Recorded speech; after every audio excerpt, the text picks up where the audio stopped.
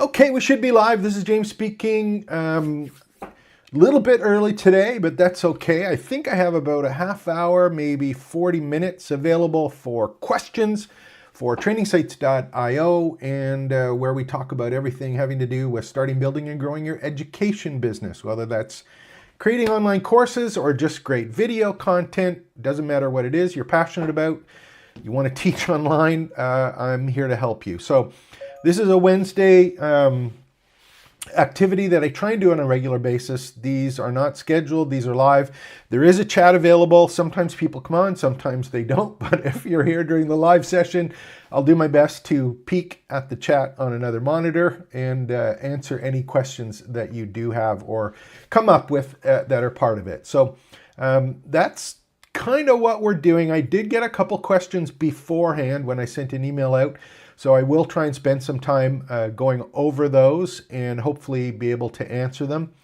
And the interesting thing is when I get these questions, and this is why we have an agency alongside of it. In as much as teaching online and sharing all this passion and stuff that you already know, love, and do, it's easy to do once you get into it. There's always unique situations that apply to you who are watching that maybe I don't talk about in a live video. So that's why one of the services we provide is one where we actually do it with you. So it's a done with you service as opposed to a done for you service. And we spend some time actually finding out what it is that you want to do and see how we can best guide you through all of the different choices that are available. In these videos, I'll try and answer as much as I can, but I was making some notes beforehand to make sure that I could answer the questions that we were being talked about, and there was like 40 questions that I came up to help guide on the answer, which is something that's kind of weird, but it happens and it has to be done. So I'm going to do the best that I can for the question that I had, because it was, I wouldn't call it generic, but it was a question that there was lots of different opportunities on how to do things with it. If you are interested in creating online courses and you need a little bit of help either getting started or creating a video script or making sure that you have a correct syllabus or understanding where the platform is that you're going to put it, there's a link there below, trainingsites.io/AI course, where we can book some time. And you can tell me a little bit about what's going on with your course, what you're trying to accomplish, and I'll do my best to help you out. So any questions? Do I have any questions? No live chats right now, so that's cool. We'll keep on talking and see what happens here. I don't even know if there's anyone live with me right now, but we'll find out and see what goes on there. Here's the, and I'm just going to talk about this briefly, and then I'll get into the questions that I got, because I think it's important, just so that you know where I'm coming from when I answer this question. And the question that I got, the one that I wanted to make sure I covered today, was all about, it's kind of fitting because the last couple questions or videos I did were videos I did about, it's like, okay, I have a course or I created content, what happens next? Now what? And one of those things is actually creating a sales page or a way to have your content or your course content put into some kind of sales process that you can do one of two things. One is get people enrolled in a course or a paid course. Or secondly, maybe just sell some of the content that you've created, some of that how-to content. And whether that's a sale where they're paying you money or you're purchasing their email address by giving them some free content, there's a whole bunch of different strategies there. So I'm going to talk about that. And the other thing I just want to talk about, and remember, there is a chat here. You should be able to put some questions there if I don't answer them. But when we're talking about this, I just want you to kind of keep the background here of what I think's happening and why this is going to be important. There's a number of people that I've been talking to, whether they're customers or other online course creators or people in this education industry.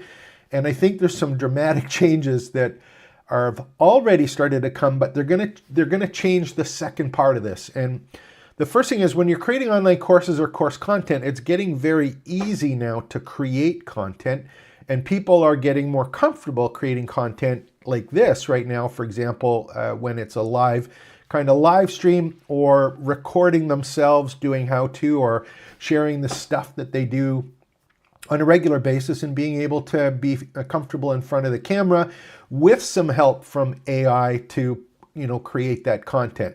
That's the stuff that's happening very quickly. Now, the part that's happening in the background, and this is important to what I'm talking about with creating sales pages or engaging people in your teaching content or your online education business, is I think, and again, this is just me spitballing here, and take it with a grain of salt, but keep your eyes open.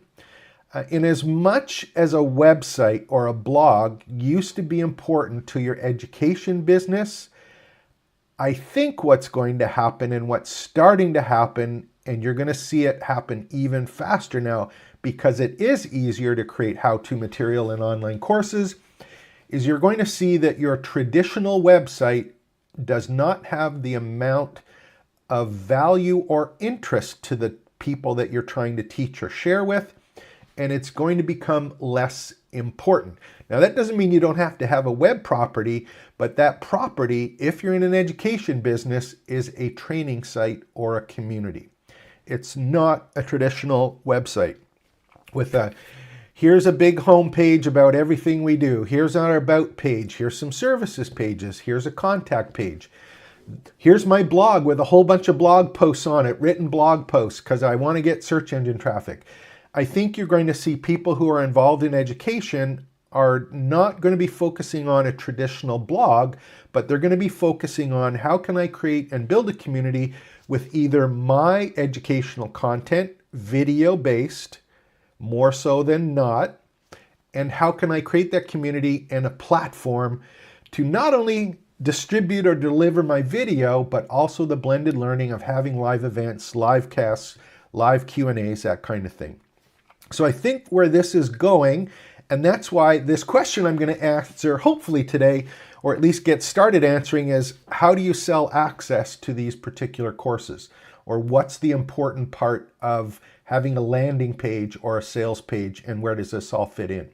Now, based on this question, I think I'm going to end up doing another tutorial on it because it is a question that can, I don't want to say cause problems, but there's a lot of work and stuff that can be involved in it that you're going to have to consider. So I did write some notes. I have my wonderful Elgato teleprompter in front of me, so I'm just taking a look at it and making sure that I go through and answer those notes that I actually had. So here's some of the things that kind of just to think about. And you might want to write these ones down and kind of think them through while you're doing that. And I'll do my best to open some screens to show you kind of where this fits in and how that you might want to consider these. And these are questions first to ask yourself beforehand. So if you've created content and you have a place to deliver it from, you have to kind of ask yourself, first thing is, who is the target audience that and or skill level that I'm providing this course to or this video content to? Is it someone that's just starting out? Is it someone, excuse me, that's just a beginner? Or do they know you or not know you? Are you doing something that's really, really technical, or is it something that's very, very easy? So you got to kind of make a note and understand, hey, this is my target audience. This is the beginner. This is someone who's doing their first online course.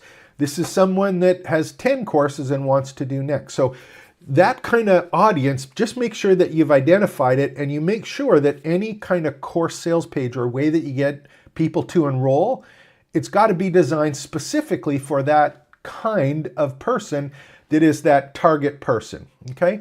So that's kind of the first thing to, pay attention to when you're doing that. The next thing is what is kind of the course topics and subjects? If you are doing rocket science, that's a different kind of sales page. If you're doing how to train your puppy or how to use a digital camera. So the actual content really has something to do with how you actually sell or get people engaged or in or enrolled or in a mini course or a micro course. So that's kind of the second thing you got to think of. The other one is your unique selling points or any special features.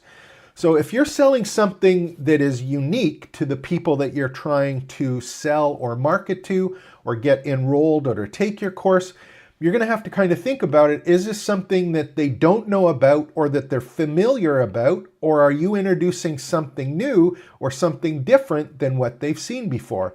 Because if it's something that they haven't seen before, the kind of content or the way that you're selling or enrolling people or that sales page is going to be dramatically different. And the values that you're trying to get across are going to be different than if it's someone who knows who you are, that likes and trusts you already, that may have seen a course or some other courses. They may have seen that. It's a different sales page than someone who doesn't know you. There's no social proof. They have no idea what you're talking about, but there's someone that's cold into your sales process. So you want to make sure that you understand kind of the target market, the type of course, and more importantly, where they are in that sales journey. Is it someone new or is it someone that is already engaged in your sales process? The other thing is the purpose for selling the course. One of the things that a lot of people do after they get going and all of this course stuff is they'll be looking at it and they'll go, okay, great, I created my first course. Now I'm going to be independently wealthy and all I have to do is tell people I got great content and they're going to buy it. No, it doesn't happen that way. Of all the people that I've been involved with who are selling a course, they always end up selling courses and they always end up selling more than the static course that they have. Whether that be templates or downloads or mini courses or coaching or live blended learning or any of these pieces, they all end up around it. So you want to look on your sales page and kind of figure out what is the goal for this sales page. Is it to sell a course? Is it to sell a course and introduce a membership site? Is it to sell a course and upsell to coaching? But you kind of, figure out what's the purpose of the sales page. Why am I doing this? Is it to get someone enrolled into a course? Is it get someone involved in my sales process? Maybe it's to generate a lead or get someone to register for a free course to be part of my community. So you want to make sure that you understand before you create any kind of page to get people to enroll, like what is the goal of this particular course? What is the thing that is really, really important for this one course? Is it a wide audience, narrow audience, all of that kind of stuff that you're thinking of. The next one is you have to always take a look at and figure out what platform am I delivering this from. I've got a number of other videos and I'll make sure to put the links below. When you are delivering your content or building your community, you can either rent the community or own the community, in my opinion.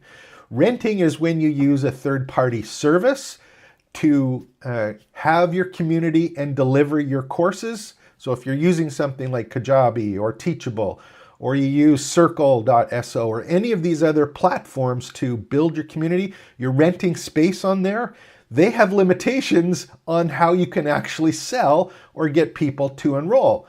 On the other hand, if you're owning your content and you're hosting it on your own server from WordPress, for example, when you own it, you have a different way of creating sales pages that are available to you. So that different way that you're delivering it can determine how do I create my sales page or what kind of sales page can I actually create.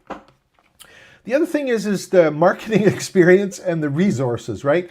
If you're playing around with this and you're going, okay, great, I've never sold a course before, what are you going to put on your sales page?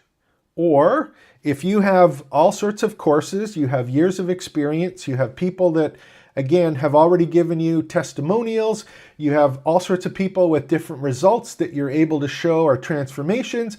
If you're very specific and you have a list of benefits and unique selling propositions that you've already laid out, that changes your strategy on the sales page.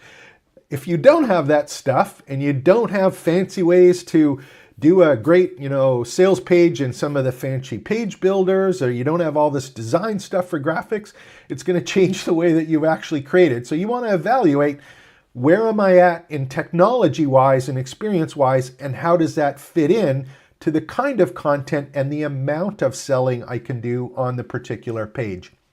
The next one to think of course, is the pricing strategy and expectations. If you are doing a course and I talk about 3 to 4 different kinds of courses: a tutorial, a micro course, a mini course, and then what some people call a course, I call a program. These all have different price points and they all have different expectations. If I am selling something for $27 and it has 3 lessons or 4 lessons in it as a course, I have an expectation of, if it's selling for $27, how much information do I need? How much proof do I need? How comfortable do I have to be before I'm going to part with my $27? As opposed to, I'm going to invest a year. Over the next year, I'm going to get access to your program with 50 lessons and 7 modules, my downloads, all of my checklists, 3 coaching calls, and 1 one-on-one, session. Different set of expectations, and the pricing is different. You don't need a big, huge sales page and very complex sales page and ongoing step-by-step launch strategy and all of these emails and huge kind of testimonials and maybe some webinars to support it for that $27 course as opposed to the other course. On the other hand, maybe you're giving away the course. How much do you need? Is it just a landing page? Is it, hey, sign up with a link in my email? So figure out where the strategy is based on the pricing and the expectations of the people that are actually going to buy it. Some of the things you might want to consider in the background of course is, is it local, national, international? Do you have languages or different kinds of people who are going to be joining up for it? So there's all sorts of different kind of things to play in here, but you've got to understand beforehand what is it that you want to do and what is it that you're trying to get accomplished. If there's any questions, try and put those in. There we go. I'll just pull these down a little bit so I see them. Udemy, etc. require outside page built, maybe to help. And someone else was asking, search engine, so I'd say no. Yeah, so my understanding from Udemy is that rented space, as an example, so that's a massively open online community or campus of courses. And if I'm not mistaken, that is correct. You do have to have or use their page builder to actually have, and what you see on Udemy is kind of a standard kind of structure. Maybe I'll pull one up here so that we can see it, just so that you can see what I mean by that. So I'll just pull up Udemy here. We'll see if we can take a look at it. And okay, so most of the courses, if we go look at the courses, let me do,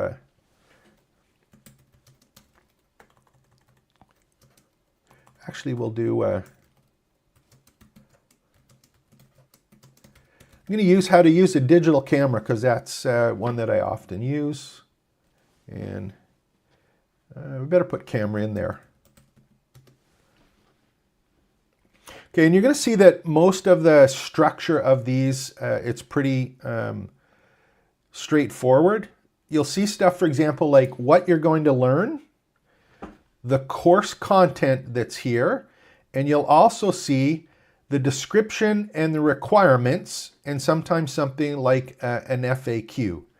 So these kind of pieces are ones that you see in a standard page that tries to sell something. So, what's the summary? What are the key points, key takeaways? Who is it for? What is the outcome that they're promising at the end? And then often you'll see some list of the particular courses that can be done. So we've got shutter speed, 8 lectures, an hour and 6 minutes is this particular one. And you can break down and see kind of where all of the different sections or what's covered in them and the length of it. Now, again, this is kind of a standard one. We're looking at a $45 course. They're selling it for $18 just because I logged in. And we're giving some kind of social proof here on the upside of the coin. All of the courses on Udemy, if I'm not mistaken, use the same form that asks for the requirements, the description, the what you learn, kind of key bullet points, and all of them will kind of work in the similar fashion. So outside, can you still sell stuff through an outside page for your Udemy course? Yeah, directly. You can use a traditional sales page if you want and have it go to where you're delivering it. But that's a case where the delivery or the place that it's being delivered from determines how you can sell the product. If you are delivering your course on another tool like Teachable or Thinkific or Kajabi or your own WordPress site, that changes the way that you can actually market the sales page or the enrollment process through people. So strengths and weaknesses to all. Depends on the technical level of how you're doing it. And again, the amount that people need to be sold on all of this. So when there's looking at pages or the kind of pages that you have and you work through on this, there's a bunch of different styles. And maybe I'll just touch on those briefly going through this. Excuse me. First one is that you have something maybe called you may have heard, and again, the terms are, don't get hung up on the terms, but understand the different process. You'll have like a short form sales page. And a short form sales page is something that's similar to what we're seeing on Udemy. And this can be on a WordPress site, or if you're using one of those, the Kajabi or the third-party ones, they usually have a page builder. And you can create something that's straight to the point, not overly salesy, but it's super concise, to the point, and it's a page that is dedicated specifically to getting people to do one of two things. What are they? They're either going to enroll in your course or they're going to manually have to leave. Those are the two choices that you provide them. Of course, the other kind of half one is if they go to leave, you want to maybe try and capture an email address by doing an on-exit pop-up. So if they don't enroll, you want to say, hey, here's something else you might want to consider to get started. Just give me your email address. So technically you're buying their email address before they leave. But the purpose of a short form sales page is strictly to the point. What do they get? Who is it for? What can they expect? And it's focusing on the benefits to your solution, quickly identifying a problem, showing that you have a solution, and giving them a call to action as to something to do. Now, this is one that is for smaller problems or maybe fewer questions, and it's best suited for a micro course or sometimes a mini course that is a known kind of, if you're known and you can do something or do it as a second product or a second course for someone. But that kind of short one is one that is more expected in non-digital marketing areas because it's not salesy and hypey. It's like straight to the point. It's very logical as opposed to emotional. It's logical in the sense that you can identify some kind of problem that someone is having, and you can describe that problem and say, this is what's going to happen if you do follow this course or learn from this course. It's a solution, your questions are answered, and you're going to get to be able to do what you want. So the other one you'll often see, of course, is the long form sales page. And there's lots of them around. Let me just do one. Let me see if I can pull one up here that makes sense for this. What would be a good one? Let me just do if there's one in the chat and you want me to look at one, yeah, let's go see if we can take a look at one here. So I'm trying to think of a good one that would be a good one to look at. I don't have one up right now, which is okay. I'm going to do one here.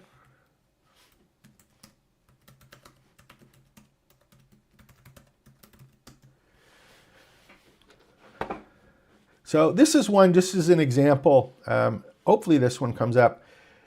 This is kind of it's not a great example of it, but it is a longer form example of it. And this one is for online security guard training.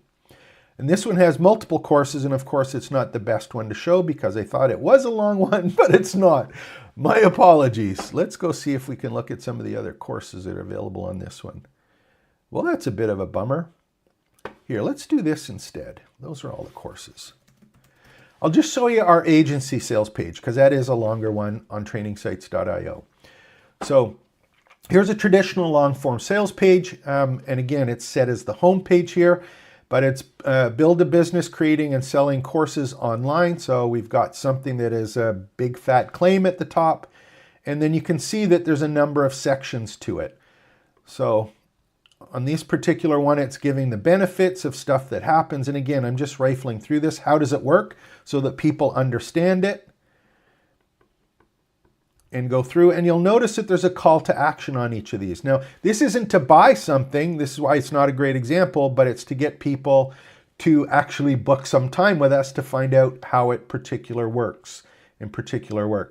And I wish I had a good example off the top of my head, but I wanted to get across that these kind of sales pages are ones that are much more specific or have chunks of information that are expected because of the pricing of it. And those are things like having testimonials for social proof, having specific benefits, having the process that people go through, showing the individual modules. And I'll do up a separate video on that just so that it makes sense. But this whole long form one is generally an entire page dedicated specifically to the course and getting people to purchase.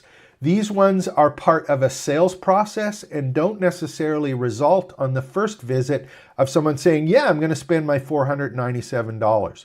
So these are the kind of ones that the first priority is to get people engaged in your sales process by downloading something, signing up for the first couple of free courses or free lessons, and then being able to communicate with them with a series of email messages after. So those are ones that, you know, a little more structure, a little higher price point, and they take some energy and effort to get right. And you have to work at them. They're not something that just happens quickly and then all of a sudden it just works out and people end up buying your course. And I'm not even talking about getting traffic to the sales page. I'm just talking about structuring the sales page. Here's the other one that I kind of fits in between those. And it's one that you might want to consider, which is a video sales page. And a video sales page is something I think that's becoming more and more popular. And the reason it is because it's not the easiest thing in the world to actually go and write a great written text sales page. It's a lot easier to communicate on all sorts of different levels by talking into the camera, talking about your excitement for something, going through what you put into the course, telling people why it works in your experience. You can, even talk about and show visually the parts of the course and how it works, and then ask people to enroll into it. So I think a video sales page can be a powerful tool if you're comfortable being in front of the camera, which hopefully you're starting to do if you're doing live streams and starting to do more on YouTube. But that's a powerful way to communicate more so than in text. And it's something that's quick and to the point. Downside to the video sales page or video sales letter is that if you're not actually able to get them to buy something, you have to make sure that you have a way to get them to engage, to opt in on something, or to basically say, hey, I'm not quite ready yet, or I need more information. Please send me an email, or let me contact you, or give me a hint as to what it is and send me something. So being able to demonstrate your course and kind of show what you're going through, and then the course teaches people how, is a good way to use a video sales letter. The great thing is they don't have to be long, and they can be adapted to things like doing an online webinar on a regular basis, or doing live streams, or interviewing clients or customers, doing webinars or Zoom calls. You can weave in that sales letter or pitching or introducing people to your solution as part of the conversation or part of the webinar that you've been involved in.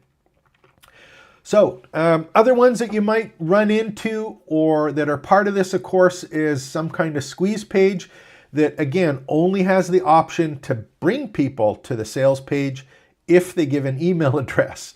And this is generally part of a launch strategy, which I've covered in a number of other videos, but it's something that, again, structured sales process, and it's expected in some markets. It's unexpected in other ones, so you have to use it when it's appropriate. Doing squeeze pages or multi-step sales pages is something that allows you to do things like doing an opt-in or upsell or downsell during these steps. So those are ones that get a little bit more complicated, and they can be done with the tool that you're using if it supports it. So for example, there's one called WP Funnels that we use on trainingsites.io that is an actual funnel builder right on the site that takes people to pages during the process. You can do things like that where it's multi-step on tools like Kajabi, I believe, and also on Teachable now. But that kind of piece of sales is done, set up, and there's email attached to that as well. So multi-step landing pages and going through a particular topic allows that to happen as well. And again, if there's any questions, let me know. Do my best to answer these ones. Landing pages, lead pages, opt-in pages are very similar, and we have some additional content on that if you're interested in specific examples on how that might work for you. The big thing on all of these ones is that anytime you are doing any kind of sales page, you want to make sure that you have specific outcomes that you want from the sales page. Is it someone enrolling directly? Is it getting someone to opt in so you can capture their email address? And is it something that requires a bunch of selling? A lot of times people kind of go, oh, I have a course, I need to have a big sales page. No, that's not necessarily true. You have to have a page with the information that's appropriate to get people to make a decision to either enroll or not enroll. So do the homework first. Make sure you understand, who is it for? Who are you actually going to or how are you going to benefit them? What are the questions that you have answered in the course, and are those the questions that people actually are asking you? And if they do take the course, will the questions be answered? Will they be provided with a solution and shown how to do it? And who else has done it already? Is there social proof? Can you give me examples of how it worked or how it didn't work? And more importantly, how am I going to be able to follow up with you if I do have questions, and maybe one of the FAQs that are available if I'm unsure or I'm on the fence yet. What are those common questions that people who didn't enroll have, or more importantly, did enroll and ask you during the process? So that sales page part is vitally important to any of this educational material, and there's a couple ways of doing it when you create a course. Now, I don't have a lot of time today, so what I'm going to do now is I'm actually going to go through a couple different ways to deliver your sales page, not the type of sales page, but deliver the sales page. And let's take a look at, I actually have a course on this. And let me step back for a sec, because one of the things that's happening at trainingsites.io, and I just want to show this to you. I didn't want to do this, but I am anyway, because I think it's something I haven't had time to do for ourselves versus our clients. But some of the customers that we have are corporate customers or business customers who are training people for a certification, or are training employees, or are training agency people that they have to finish a specific amount of training. And we used a platform on WordPress called BuddyBoss and the BuddyBoss theme to build out these communities and also live courses and courses. And we used a tool called LearnDash. And this is a perfect tool that we still highly recommend if you are providing certifications, as an example. If you need real detailed LMS or learning management systems or software to manage that process of going through courses and programs. But it's not the best solution if you're doing a 15-minute how-to or a micro course of 3 lessons, or you have a short course that you need to answer, because it's overwhelming. So one of the other things that's happened in the background is, I'll just show you actually, I have about 40 courses that were in that setup. And again, on trainingsites.io, we switched it around a little bit. I have a number of courses that are in the old library, And these ones are available. And just to give you an example of on how some of these ones work, let me just see one. It's a little bit bigger here. There's one. Here's actually one that's got 17 steps in it. And this was actually one of the ones I was talking about on the 3 types of course sales pages. Now, this isn't a sales page anymore, but it's got all of the different lessons and topics that are available there. And the ones that I just want to kind of show you are these ones here, which are the default sales page, the product sales page, and the WordPress sales page. And when you pick a platform, you have the option of either having in the product a sales page that's built into the product. Sometimes you have a shopping cart where you have a product that is the sales page. And then on other times you can have those long form sales pages that I was just talking about. So the platform that you use determines in many cases how you create the sales page to get people to opt in. If you're using something like LearnDash, you have the default sales page that is allowed when you create your LearnDash course. And I'll just show you that one here. Hopefully this one will open up. The other thing is if you're using a shopping cart as an example, whether it's WooCommerce on your website, or if you're using ThriveCart or maybe another shopping cart service, you have to create a product. You can put the course sales page in the actual product of that particular product that you're selling in that cart. And then the other thing you can do is if you have a WordPress site, for example, or a page builder in the tool that you're using, you have an example. This is something I did here. Actually, it didn't show up for me. If you can see this one, I have it set for a visitor. I was logged in as administrator, so the sales page doesn't show up.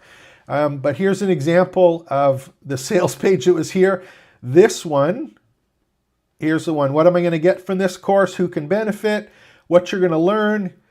1 course, 3 sales pages, ready to sell. And this is one, again, I didn't have it. This was set as visitors, so it didn't show up. But this is the course sales page that's built into the course. If I had WooCommerce, I can have a product that has the same information on the product page. Or in my case, I could have used WordPress to create a page with the same content that has a buy now button. So those are kind of the 3 main types, and it depends on how you're delivering it that changes that. So getting back to the quick story before I wrap this up is we were using, and I still have it on here, but it's hidden. We were using LearnDash and BuddyBoss for the community. The other thing that's happened in the background that we're just playing around with right now, we have beta software on it. And I'll show this one to you here, hopefully that I have it, that we're open. There we go. So I also have, switch to the light mode here. We now have Fluent Community. We have Fluent CRM. This is on WordPress site. We have Fluent Support. So this now is being transferred to the Fluent Community, which has Fluent courses. And the thing that we're doing with this is because a lot of the tutorials that we're doing were answering specific questions, and they weren't big programs. We're not offering certification on this. What we are offering is specific questions to specific answered in an organized, structured way. And the best part is we're now in a position where we can have not a big, huge community that's over and I'm going to say overkill, because the ones in BuddyBoss are overkill. And the real design of that was to let community members create their own communities, like on Facebook, to have your own Facebook pages. That's where BuddyBoss is a great tool. This one is strictly, hey, here's our communities, and we've got a community for creating online courses. We've got a community for building your campus or your training site, and we have a community for marketing or selling your courses. So I'm putting the courses into Fluent Community right now. We're going to have these 3, they're calling it spaces, that are supportive of those areas of building your courses, your training site, and community. So this is kind of where it's going, because it's simple. Because it's simple and straightforward. And the expectations that I was getting from our customers and the questions that we're answering is, I don't want it to be complex. I want to come and get the specific answers to the questions. and it's more how-to tutorials and micro courses and mini courses as opposed to big, huge programs. If you're going to do big programs for certification, I'd go with LearnDash or Tutor LMS or any of the other WordPress ones, or a Kajabi site, for example. But when it's smaller ones, we're going to the Fluent community and the smaller number of courses to actually provide, again, simple answers in one single place here for you as you're building out your training site. So I'm going to, unless there's any questions that jump out at me quickly, I am going to end it for today. I do these live streams every day, by the way. I'm all in on live streaming. I absolutely love this stuff. I'm doing them every day. I'll probably do some videos in it because we're using a tool called Ecamm on the Mac. It doesn't have to be on Ecamm. There's Livestream and Riverside, OBS. There's a whole bunch of other tools that do it. But if you are in the education business, if you are thinking about how can I teach online, how can I create online courses, how can I create YouTube videos that are how-to videos, I just want to share and teach what I'm passionate about. Videos and live streaming, I think, is where everything is going. If you are in that space in terms of delivering your content that is static content, and I'm saying that because it's a video, I think what's going to happen is you're going to see that part as the marketing part of the content that comes out, educational part. The teaching is going to come in when people are starting to grow their communities and using blended learning, where they have all of this content that's now easier and fast, ability to create it is quick. You're going to have the instructor, the teacher, who's going to complement those how-to videos, and the community or the training site is where all of this is built out. This is just like a super great time to be in this space. I'm all in on it. I think the website is going to be less important as this kind of shifts. And it's all about having a training site to teach online, to build your community and share what it is that you're passionate about and excited about. So if you want to talk about this, make sure to just go check one of the links there. Like and subscribe to the channel. If you have questions, put them in the discussion below or the comments below. I'll do my best to answer them. I appreciate you taking the time to spend with me today. Try and do these every Wednesday, and we'll see what happens. But again, I'm going to be covering all of these topics: creating online courses with AI tools, building out your training site, or more importantly, having to market and get people to enroll in it. My name is James. We'll bring it in for a landing. Trainingsites.io. Take care and expect the best.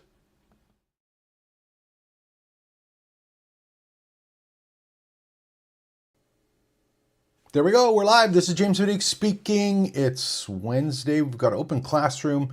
What I'm going to do today is I'm actually going to be, it depends on if there's anyone watching, but there's lots going on at trainingsites.io with the Teach Online Campus. There's a lot of stuff happening in the background, and to be frank with you, I'm a little bit behind on it. It's like the shoemaker's kids, right? It's like building everyone else's sites out, but never getting enough time to spend on your own campus. What's happening in the background, just so that you're aware of it, is that we do have we put a whole bunch, we build campuses on a regular basis, and there's usually a stack of tools that we use.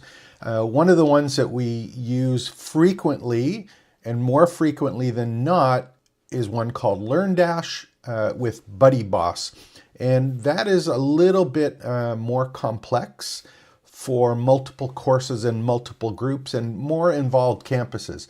One of the things that we got was about feedback was that often it's too much and too many options or too many features for people who are more interested in having a very, very simple community and not all sorts of profiles and interactions amongst people, but a way to deliver courses and answer questions about things that are going on within the courses in a specific community.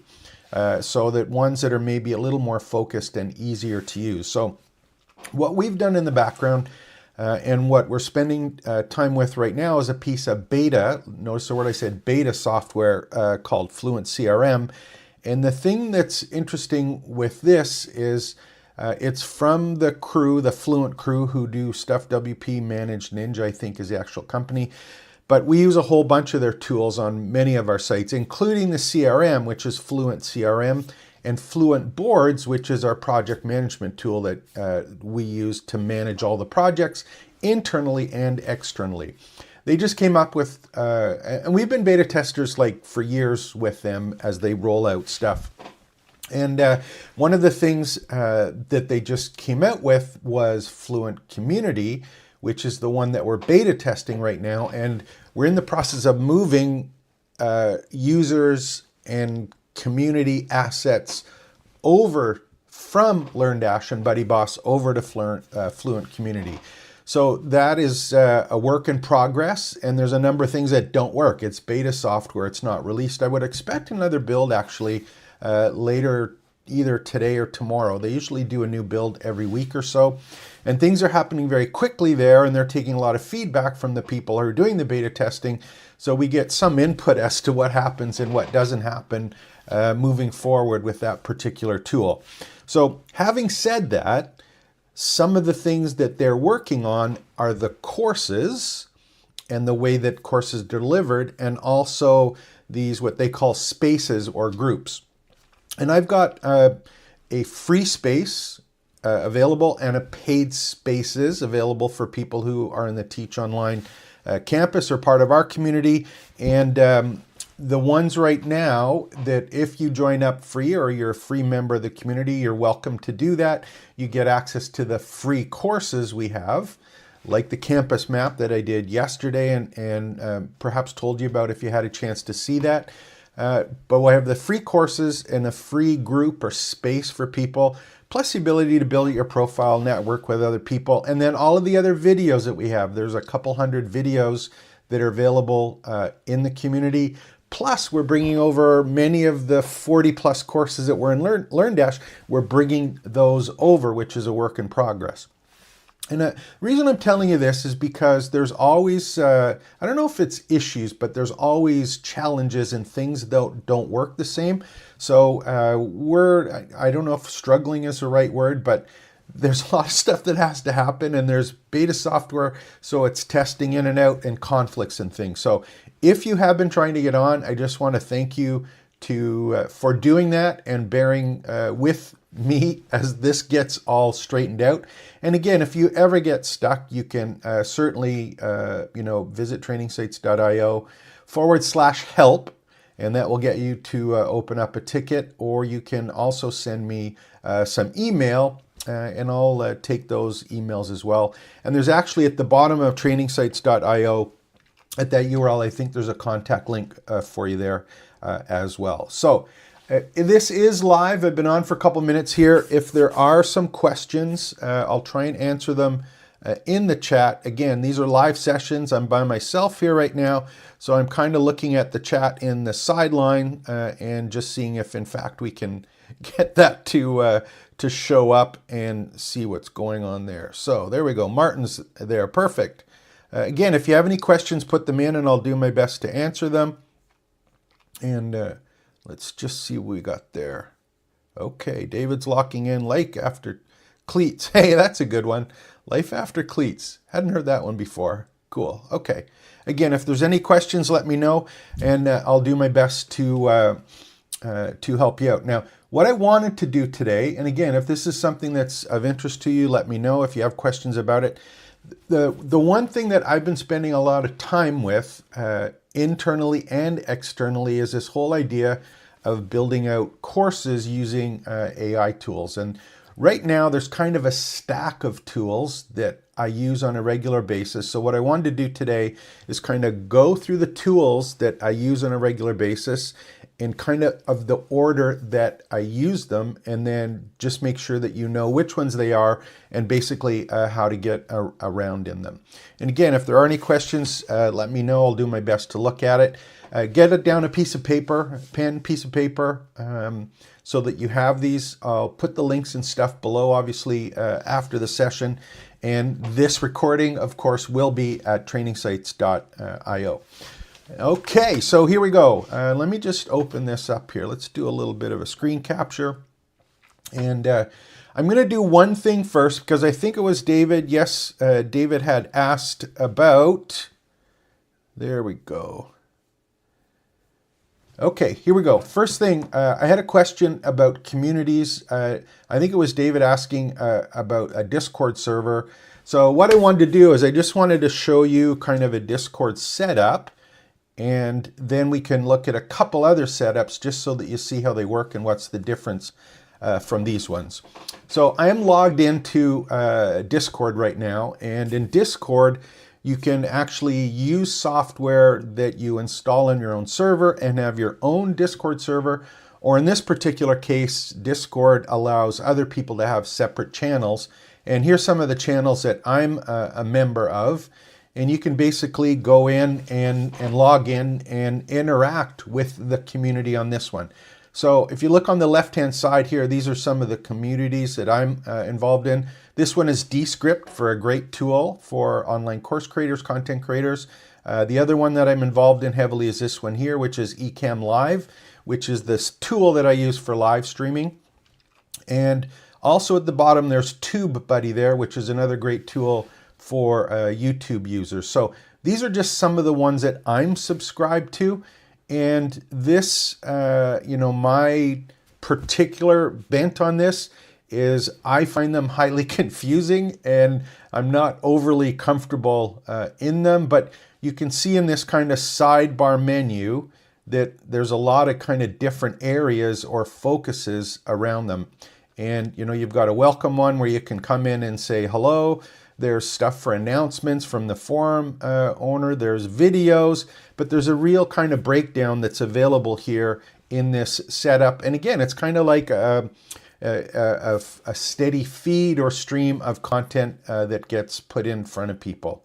Now, the thing for you as a content owner and or someone who's teaching stuff, I think this is a good or a way to use it for the community portion. If you have a large group of people that is very interactive, that is independent of the membership site owner or the teacher or the person who's the expert in it.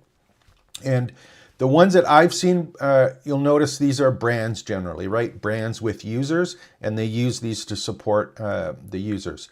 Is it a good tool? Yeah, absolutely. There's a lot of people swear by it. My personal opinion, if you have users that are a little more beginner level users or focused on interacting with you as the instructor or the teacher, I find it personally a little bit overwhelming. And again, you have that whole kind of aspect of how public do you want this to be? I'm not 100% up to speed on how you can monetize this if you've got a business model or the way your business is set up to actually support it. So, these are like all channels, right? I don't know ways that you either make it so it can be automatically purchased or not purchased. I know you can ask to join one, but I don't know if there's a mechanism directly in Discord that says, hey, I want to join this premium group or this channel. Go and pay at WooCommerce or go and pay at Stripe and then automatically get set up with that. So I'm not entirely sure how that actually works. Excuse me. So, okay. Cool part there. Discord, you'll hear the word again. Up to you. Play around with it. Go subscribe to some channels. See if it's something that fits the goal for you, for your business, for your training site, the way you're teaching online, and the people that you're helping, and how you can monetize or the business model that's there. Okay. So here are the tools. I'll just open these up for you so you can see kind of which are the ones that we use. And I'll go through them as the ones that are there. And let me just, I'll go through them in order as well. And hopefully we'll be able to do that. Okay. Here's kind of it used to be big 2, then big 3, and now I even go as far as saying it's big 4. And here's the ones that I usually use when I'm creating any of these particular tools and or videos. And the other thing I will show you, just because I can here today, is I'm going to go and I'll open up Fluent Boards. And I think I mentioned this to you before, right? This is the actual live boards program that using with customers and internally. And I think the first one that we have there, YouTube videos, open that one up. Okay, so here's YouTube videos. This is the Fluent Boards program. And here's one, for example, where we actually look at or manage the outlines of the courses and or videos that we're going to do on YouTube. And this is where they keep the notes, all the tasks and subtasks, all the different things that are available here. So this is where I kind of do the outline or keep track of the ideas and the timing and all of the different things that need to be done. And I use Fluent Boards for that. And again, it's internally on the WordPress site.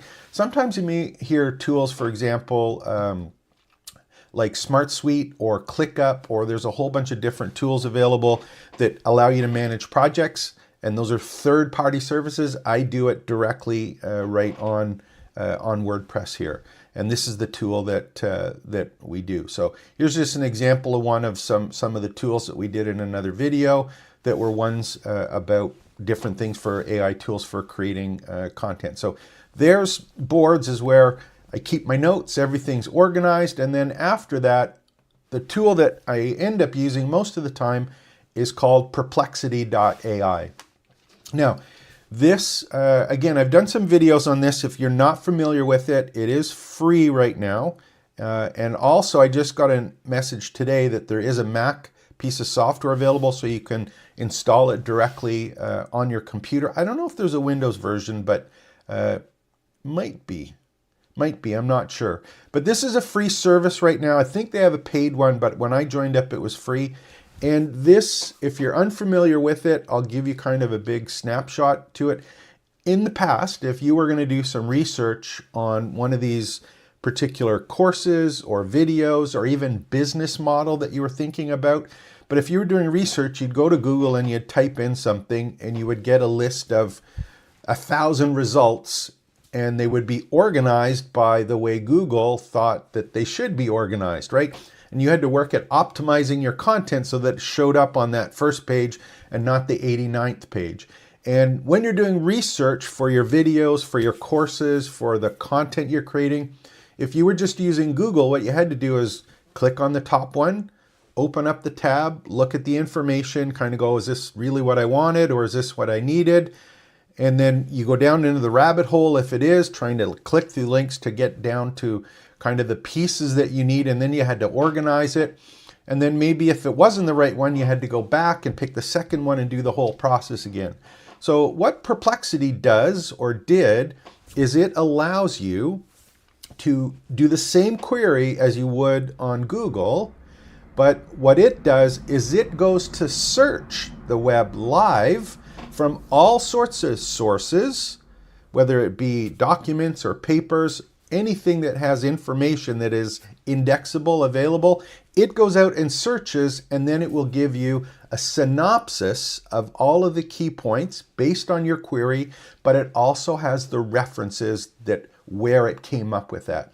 So if you've got a Wikipedia thing or a Reddit thing or a PDF document that happened to be available on a website, it would go and search and bring those all together based on your query and give you the actual results. So it is the flip side of a Google search, and it's far quicker and it's more comprehensive and it's real time.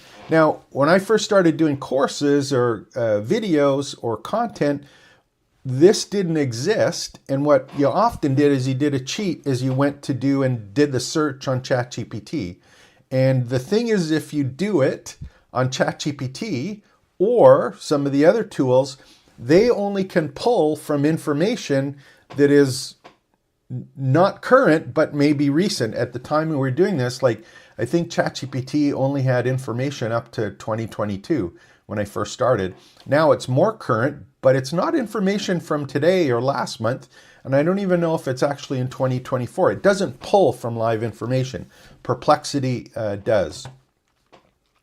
So here's just an example maybe of ones that I had done in the past. And I just asked a question. I said, what over 40 people think about when they're wondering how to make money using AI to create courses and YouTube videos? So here's a search that I did, and I could have done this on ChatGPT, one of the other AI tools, but I did it here in Perplexity. One of the questions that I had was, why do I look, or why have I been playing around with over 40 in some of the searches and tools that I'm doing? And the thing is that market for me tends to qualify people a little bit more as to the type of community or courses they want to create. I found that in the past, if I was talking about, selling courses, and at any time it referenced money, a lot of times it was younger people who were not thinking of building or teaching online, but they were thinking of, how can I earn some money as quickly as possible by creating a course? So personally, I'm playing around with that 40 plus, over 40 thing, if you're wondering why that is there. So here's just an example of what came up. And what it does is it gave me the top 3 sources here. And it also gave me 5 more additional. So I just did the search and it gave me an answer. And it summarized the answers and the key points to go over. And the other thing is, it actually gave me the references of where this came from. So at any point, if I want to go and find out about what was going on in Reddit, I can click here. It will bring me to Reddit and give me some ideas on that. So what I'm going to do now is, let's just go take a look at this. I'm going to copy it. And if I go and we'll open up ChatGPT and we'll do a new chat here, and I just put the exact same post in. And what ChatGPT is going to do, of course, is go do a search on this, and it's going to give me some kind of answer. And again, this is AI giving me an answer based on what it knows from the endpoint of where it was. And we're going to get 2 different answers based on that. This one doesn't have any particular references. The other one does. So I personally like Perplexity to get a little bit more background of what's available and some of the things that I maybe was considering or wasn't considering when I worked through this. Now, the other interesting thing with Perplexity is when you get these, you can regenerate them. And the other thing that it does is it allows you to ask some follow-ups. And when you're working on this, at the bottom, you can see that there's a number of, let me just see what we put in here.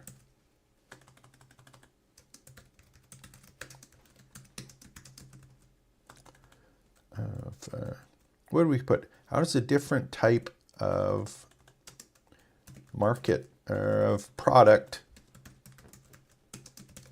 and course types affect this? Let's see what happens. So what it's going to do, it's actually going to go through and update it. So this one, when you're actually doing it, it will actually give you some suggested kind of prompts to follow up on it. And it also allows you to update content as well to give it some context of what's going on. The ChatGPT one, we've got marketing materials, interactive courses, webinars, live sessions. Some of the things is a little less content here. I find that Perplexity gives me a little more reference to what's going on. So the first thing I'll do is, get some ideas together, organize the ideas, keep it in project management tool, and then I'm going to go and pick up and find out what's going on in Perplexity to try and reference things out from there. Okay. The other tool that I use all the time is, of course, Xmind. And if you're not familiar with this one, xmind.net. This is the one that I use to basically keep track of and organize. Let me just fit the map here. This is the one that I do when I'm thinking of creating a YouTube video or a course. This is where I organize the pieces that I either get from Perplexity or ChatGPT if I've done something and kind of put it together. And normally what I'll do personally is I know, like I'm expecting you guys, for example, if you're an expert in corporate finance, or if you're an expert in a certain type of athletics, or you have a particular skill that you're teaching or talking about, or you happen to have something like an expert and lots of years experience in something, you know that there's a set process usually or something that you want to teach. The question becomes, how do I organize it in a fashion, and how do I know what I want to have as key talking points in each of these sections? And a lot of times for a course, you may call it a syllabus, and you've got a couple choices. One is you go, hey, ChatGPT, create a syllabus for me for this topic. And personally, what I do is I will create or put together in XMind a mind map of what I think it is, or what I'd like the process to be when I'm teaching it. And then what I'll do is I'll go to ChatGPT or the other AI tools to actually kind of fill in the blanks or reorganize it. And the nice part personally that I like is that when you're looking at these, if you ask ChatGPT to create a syllabus for you or a list of lessons or topics, you may write it down and you put it some kind of document, a Google Doc, or you organize it, but it's a little cumbersome to kind of fill in spaces or maybe move number 1 to number 7. When you're using something like this, what you can do is quickly and easily move them around as to whatever order that you want and change what happens in the map. So it gives you a lot more flexibility, I find, to play around with and to know exactly what's going on and what's not going on. So again, if there's any questions, let me know. Hopefully that's helping you out so far. So we got Perplexity, we've got the mind map, we've got the project management piece. What happens after this? When we're looking at these and we've kind of got it down, and I'll put some additional pieces in here. I probably should do a course actually on just how I use this, but there's a couple things that you can see here. Hopefully you'll be able to see it on the screen. I'll try and make it a little bit bigger. But when I open these up, you'll see that I have 5 key topics here. But each of these topics, there's this little small number, and I may have 5 additional talking points on these. So this allows me to really fine-tune the different lessons or topics or ideas that I need to cover in each of these. It's funny that I'm looking at this one, which is the topical authority map, because this is kind of the key part of all of this, and using that mind map as a way to organize the topical authority map, I find very, very powerful. So when, excuse me, I'm doing this stuff right here, I'll go back and I'll actually go back to our tool, ChatGPT, in this particular case. We'll do a new chat. Let me just do a new one here. Make sure I have my mouse in the right place. There we go. So there's ChatGPT to do the digging based on the research you've done and basically go over and find all the opportunities for you that you want to fine tune and you want to answer. There's ChatGPT, and then the other one that you want to write down and make sure that you have an account on, a free account or at minimum free account. Actually, for this one, I recommend a paid account, and this one is Claude.ai. And if you don't have this one, the reason I like this for course creation and why I use it more than ChatGPT when I'm creating the courses is because when you're using, until last week, when you're using ChatGPT, I found that I would do a lot of research and a lot of prompting to really narrow things down in a conversation to get the information that I wanted organized in the way that I want. But I had to cut and paste it and put it in a Google document, and I ended up with Google documents that were 60, 70, 80 pages long of all of the prompts and answers and things that I got, because I had to keep it in context, right? And I want to organize it. If I'm doing it for a lesson or a course or a YouTube video that's coming out, you know, you can get, there's a lot of content there, and it's hard to kind of organize it and make sure what pieces are together. The other thing was, for me personally, is when I was spending time with all of these, is that what I found is I didn't do everything at once. So sometimes I would come to it and I'd do some work, and then, you know, something else happened, or I didn't finish the work I was doing, but I got another idea. And then how can you go back into the chat or that particular project that you were working and then get back into the thread?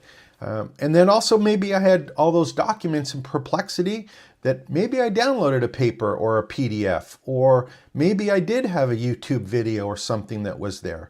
One of the nice things is when you're using Claude, the paid version, it allows you to basically create projects.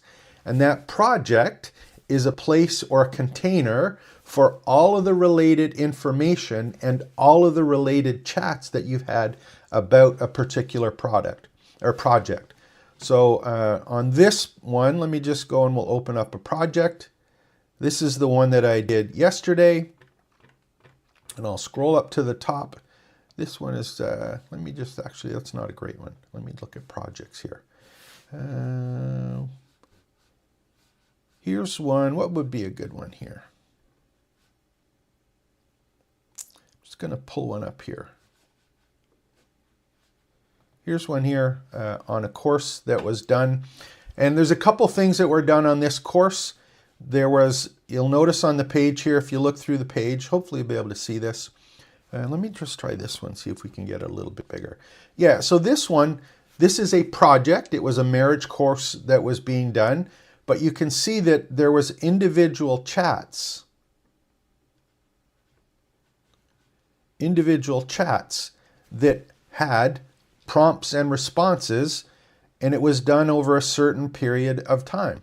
But this was just one chat in a bunch of chats. Because it's in Claude with a project, it gives you the opportunity to go, okay, well, I have 6 courses, or I have a course with 5 lessons or 5 sections. I can have one chat that's about one section, another chat that's about another section. So you don't have to have this one big massive one and then try and organize it. It allows you and me to basically organize individual chats by the lessons and or topics. The other thing that's cool about this one is in the project, you can upload background documents. So maybe you wrote or you had a podcast audio, or maybe you had a YouTube video that you had the transcript of, or maybe you had an ebook that you'd written, or in fact, another person had written. What you can do is you can upload those documents to basically the project. And as well, you can add some custom instructions that allow you to make sure that whenever you're making a prompt or using this project, it always uses whatever those special instructions are, and it adds those documents as context for the chats that you're doing. So you get far better information related to the topic that you're working on when you use Claude and the projects. And you can see this one, we had background, membership details, all the questions that we asked, we had some custom instructions, and again, each of these had individual chats that provided information about a specific lesson. The other nice thing with Claude that you should take a look at is, on this one, hopefully we've got one, yeah. Here's the other thing that happens is when you are using Claude, you also get a prompt. So for example, the idea for a PDF one page is simply, if you don't want to overwhelm the student, just remind them to stay engaged with what they learn. So what happened is I was making some prompts, and what we wanted to do is we wanted to ask it to give the lesson 1 and the follow-up for it for people after. So what it does is it returned the response, and it explained the response, and then it provided the response as what they call an artifact. And that artifact is over here, and this on the right-hand side is the information that I asked for. On the left-hand side is why it was actually put in and how it came up with this information. So the kind of cool thing with Claude is it creates all of these individual pieces of work for you. It organized them by chat in a specific project in the right context, and it gives you a separate document that you can use within your course. So can you use this or do this exact same thing in ChatGPT? Yeah, you can. And I think I haven't played around with it. The last time I opened it is, if I'm not mistaken, I have one that's called Canvas. Yeah, right here. So if you look on the screen, it says GPT 4.0 or 4.0 with Canvas. So I think what they're trying to do with Canvas is something similar that will actually show like an artifact. But personally, I like Claude for doing courses and course content. and specifically because I find Claude is a little more conversational and ChatGPT is a little more technical. So again, play around with both of them. If you're doing more complex courses or you need to keep a little better control of things, I think Claude is a better source for you there. So I'm just going to take a look there. Any more, talk a little more about digital exhaust, best practices yeah, okay, frameworks. Okay, so let me do that one too. And actually, I'm going to show you one other thing just for digital exhaust, because this one's kind of important. I talked about Perplexity. We've got Claude. There's ChatGPT. So I like Perplexity for doing research. I like Claude for organizing stuff and using prompts to clarify everything. Here's the other one that is newer that may even help when you're using things called digital exhaust. And that one's called notebooklm.google.com. So if you're not familiar, Google does have an AI tool. It's called Gemini. And I think they're doing a free trial right now. I haven't signed up for it. However, NotebookLM is free and it includes Gemini kind of in it. So here's the part that's interesting with this one. Remember when I said that we had what we did with Claude is I uploaded maybe some content, a little bit of content, and I uploaded some, and maybe I did some prompts. It still went out. It still goes out to the internet and videos and all of these resources to come back with responses to you, but you add context by uploading some documents. What NotebookLM does is it will work specifically from all of the documents that you provide it. And you can put up to 50 documents in a notebook. And those documents can be yours or they can be someone else's. So if you've gone to Perplexity and you found 5 YouTube videos, plus you have some digital exhaust of your own that you've captured, then you can go and you can actually go and create, in this particular case, a notebook and upload your sources of content, up to 50 of them that you've captured from your own work, and then upload it to here and then start making those prompts to work through it. Now I did a video up on this one. There's a whole bunch of other things that are available here.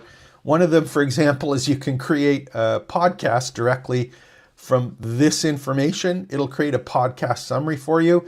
You can create study guides, tables of contents, or a syllabus for a course here. But this notebook only works off of the material that you've actually uploaded to it. And you're allowed to have 50 sources in this particular one. So this is another cool one. I've used it and I'm using it more as you capture digital exhaust. And if you haven't, I'll go over this one just about the digital exhaust, excuse me, and how that kind of fits in with this. So here's what I do personally. Here's another tool, just because I'm here, is if you have a Vimeo account or a Loom account, let's open up. There we go. Loom is a free screen recorder, and you can open these ones up for free. The other one that I have is I have a Vimeo account. If you're not familiar with Vimeo, Vimeo is a place where you can distribute your online videos. I have a Vimeo account, and with Vimeo, if I were to press this little extension here, it has a thing that says, hey, do you want to record this screen? And anytime that you're doing something, whether it's working on a document or if you're doing something like updating a page in your website, or maybe you're writing a report, or maybe you have a transcription or something that you're doing, any byproduct of what's happening, you can actually quickly record it and do a recording and narrate what you do while you're doing it. And when I personally started playing around with this, what happened was, if someone said to me, can you create a landing page to capture email addresses? And if I was doing that for a client, I would be doing it And instead of just doing it quietly with the permission of the client, I just say, hey, would it be all right if I recorded what I was doing and explained while I do it and used it? So as an example, you can just go and do this, and you say, well, now we need to pick, what do I need to do? I need to go and I need to pick a template for my landing page. I also need to know what information do I need from the form? How do I set the form up? And what happens is if you capture that and you just save the work that you're doing, you can now use that digital exhaust and upload it to things like Notebook, and also use it as references in any of the other AI tools. And the thing that's important with all of this stuff that you're capturing is AI tools are only as good as the context that you give them. And they go out and they have billions of data points to go and select from. The more context that you give them about a unique situation for you and or for your students, its ability to get the correct information and the correct answer structured in the way that makes sense to you and to your students. If you can provide that context, that's much better. Better the context, better the output that you get. So when you capture your content like this, or your digital exhaust from stuff you're absolutely doing, and upload it, it gets much better answers or clearer answers because you've given it context. So anytime you're doing anything, use a tool where it's something like video. And even if it isn't video, there's all sorts of things that you can do to capture information that maybe isn't your digital exhaust. And I'll give you one quick example on that one here. And this one might help you, David, if you're playing around with this. Is, let's say, for example, I'm going to go and I want to go to, let me just do this one. There's all sorts of things. There we go. So I won't do this one just because I have done it already. There we go. So let's say, as an example right here, I want to go and let me just do some of my, here's a great one. Here's Chris Doe. He's got a great sales and marketing mind. He's got some great content here. He's got one on content creations for members only. He's got stuff paid here. Okay, so let me just say I go and pick this one from 5 years ago. I take a look at this one and I open it up. Never done any beer or alcohol. So here's someone who's got some great content. I really appreciate the content. Working with the design team, episode 3. One of the tools that you can use to capture digital exhaust that isn't necessarily yours is there's a little tool on my screen up here. Hopefully you can see it, where it says transcript and summary. This little extension is from, and this is free. This is from a tool called glasp.co, so glasp.co. And this is a free browser extension for Chrome you can use. You just add it to Chrome or Safari. They're free to use. And here's the cool part. Whenever I'm here, whenever I'm finding content that's my own or someone else's, I can quickly and easily just ask for a transcript and summary of it. So YouTube, for example, every time you upload a YouTube video, it actually creates a transcript. Usually if you do it live, or I think even if you upload it, does it like a day later. You have to take a couple hours before it becomes available, but it's there for you. And Glasp puts this little extension in, this little widget. And if we do a little down, you can see there's the actual transcript for this 25-minute video. And I have a couple options here. One of them, I could just cut and paste it, or I can ask for a summary. And what it does, it's going to give me the summary that's here if you paid a paid version, but watch what happens. So this one is right in here, premium paid version, but I want to show you what happens if I'm just back here. You see there's a extension settings, and if you click it, you get some settings available to you. And copy format is plain text or markdown. It asks which OpenAI or ChatGPT model you want to use, English. And then it says prompt for summary. Summarize the following in 10 bullet points with timestamps if it's a transcript. And it gives me a little prompt. So what's happening is, and I've got some follow-up prompts. So what I can do is I'm going to go back to this, and I'm just going to say, summarize the video. So what this tool does is it opens up ChatGPT, it creates the prompt, it looks through the actual transcript, and it now gives me the content that's available in the form of a summary that I can now use on any of the other tools that I've been talking about. So you can capture your own content like this if you're doing videos. If you have a podcast, you can use another tool like Descript to get a transcription of it. And then once you have that, save it as a document and use it as context for any of the other information that you're trying to create with any of these AI tools. So kind of best formats is what I do personally is whenever I'm playing around with these particular capture tools is I always look at what are the ones that I find myself repeating on a regular basis for customers, myself or the clients, or what are the ones I'm being asked about on a regular basis. And anytime that I find that I'm doing that, or that there's a question that happens continually on something, I will just start to capture and record what it is that I'm doing while I'm doing it.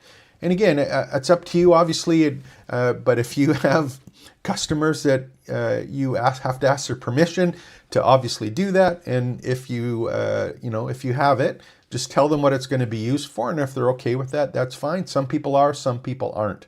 I'll give you one more that's kind of new that I've done recently for capturing digital exhaust. This one is for if you have a Google Meet or a Zoom call. Anytime where there's a live interaction with someone online, one of the tools that you can use is called Tactic.io. I did a video on this one as well.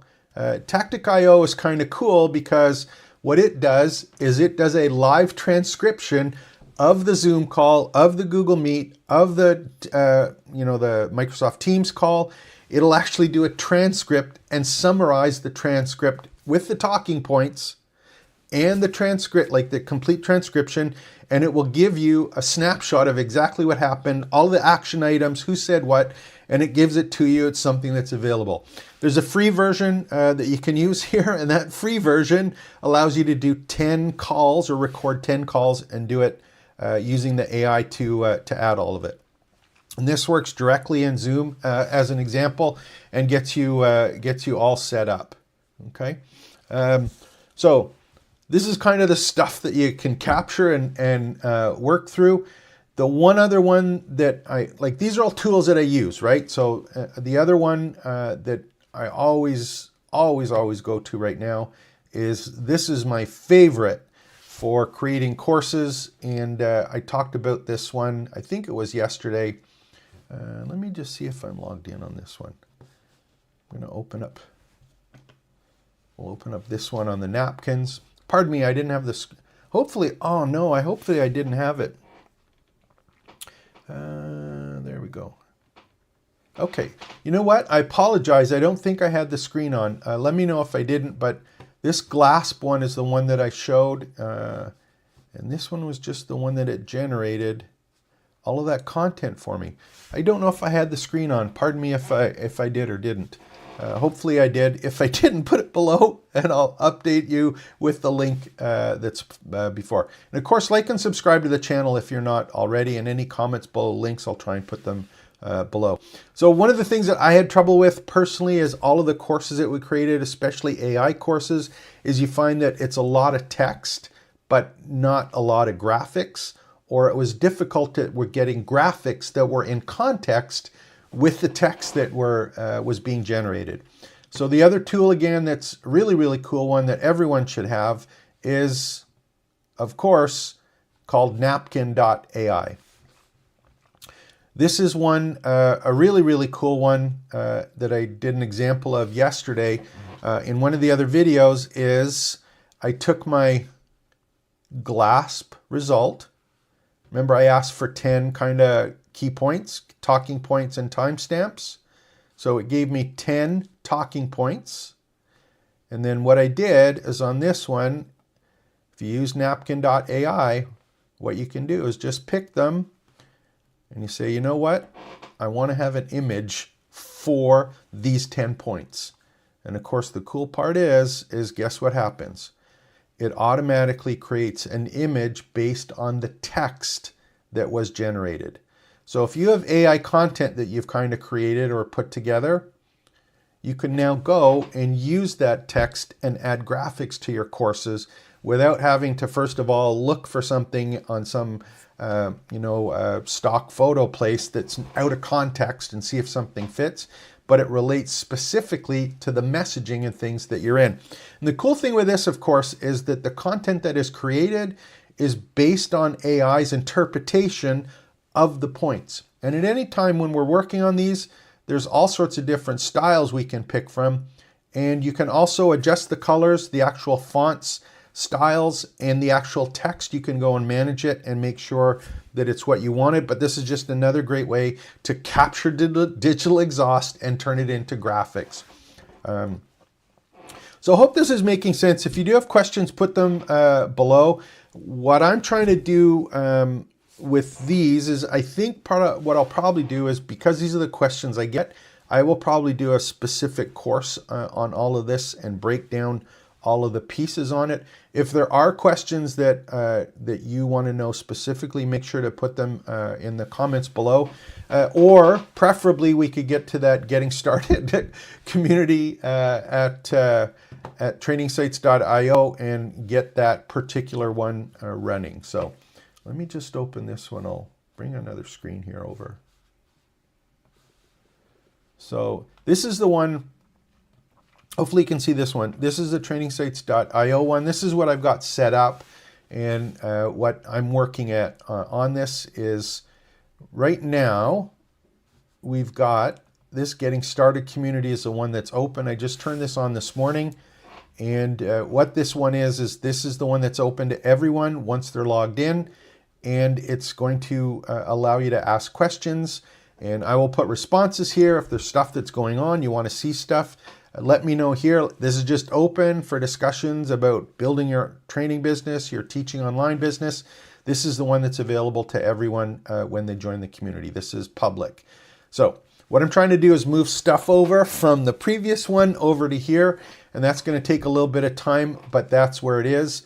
And if you're a registered user, if you're logged in, get started, you should already be a member of this and have access to it.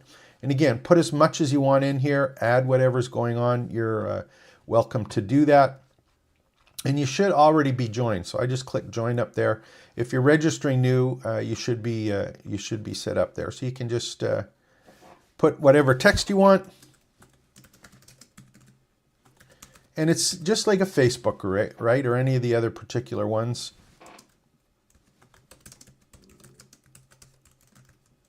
So I put it in and I'm just going to post it and it's done. So again, put that information in best you can and I'll help you with that. That is available in getting started. On the left-hand side here, you'll just see feed as well. And that's generally the feed for the entire site. And the content that you see will be appropriate for the level of membership, either free or paid, that you have. The paid ones are here a little bit below where it says creating content. Courses and content, building your campus and marketing your campus is for paid members. And then I have the free courses here. This is the one I did yesterday. And again, you should be registered for this one if you're new, and that's where the content is. And on the left-hand side, you'll see a couple additional pieces. So this is what I'm building out right now. The new one will have all of the courses that were available before. On the LearnDash site, which are these ones. Just open up these ones for you so you see them. So I'm moving over the courses from the other library to there and trying to move them all over. So it's going to take a little bit of time, so be patient while that gets done. But I'm creating new courses all the time. So if there's ones that you want to use or see, let me know and I'll do my best to do that. So that's where that is. And again, you should be able to get in. If you get stuck with the logins, let me know. And again, these are kind of the little things that I'm working through on this. So is there any other questions on there? Let me just see. And I'm going to look at the chat here. What do we got?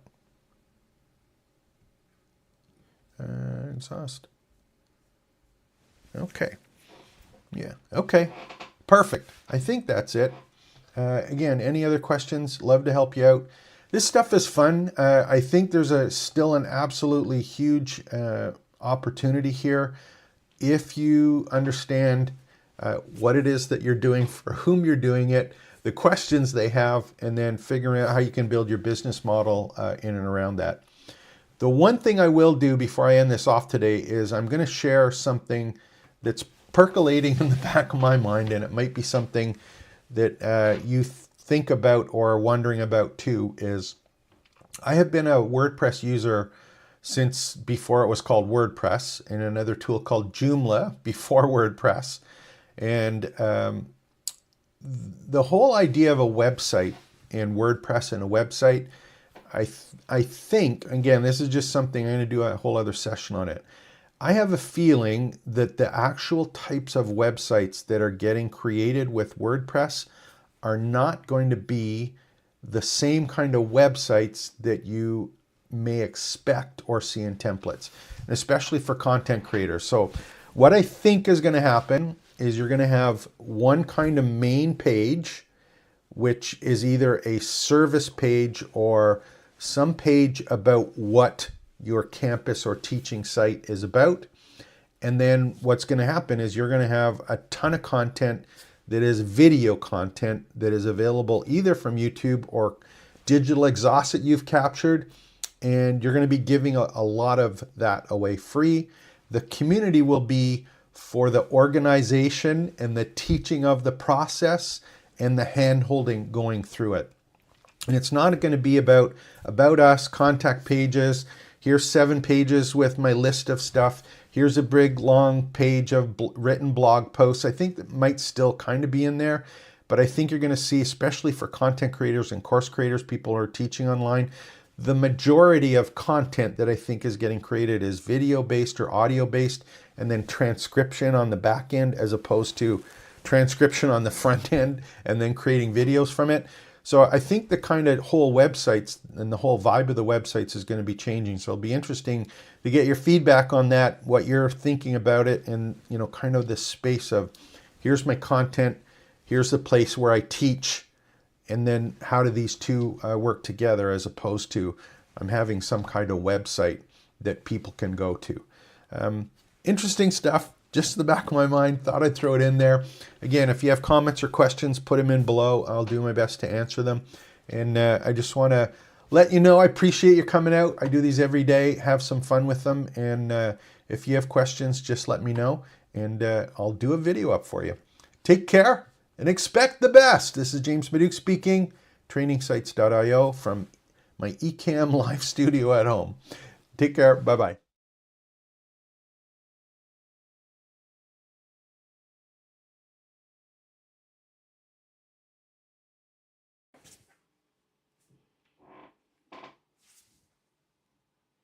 Okay, we're live. This is James speaking. Welcome to another open classroom.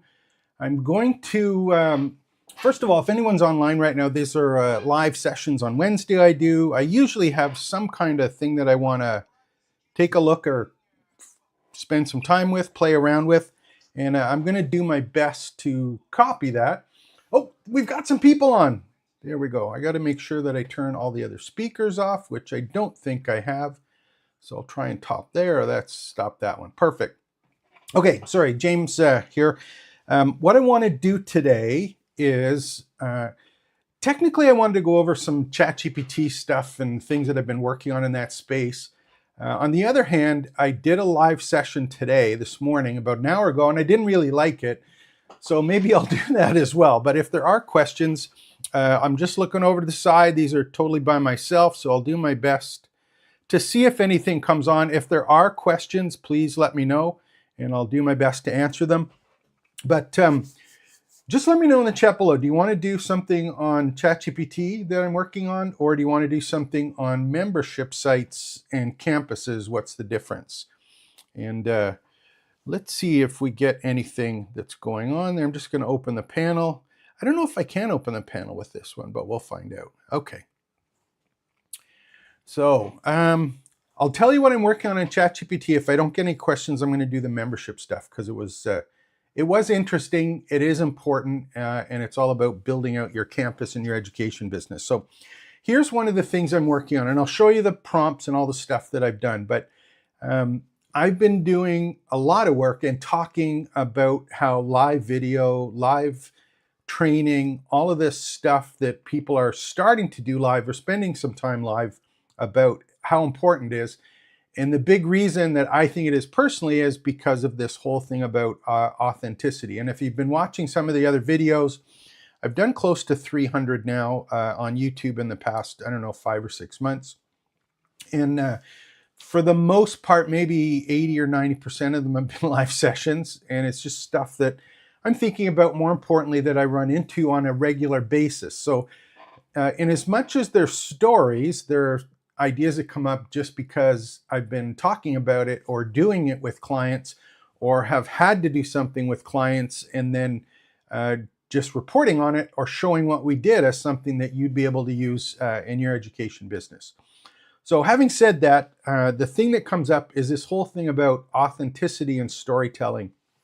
And the scary part is this: when you, if you start doing searches, for example, on YouTube about membership sites and selling online courses, or you find anything or you like anything on Facebook that remotely resembles that topic or is close to that topic, you get inundated with all sorts of ads and sponsored posts, that kind of thing.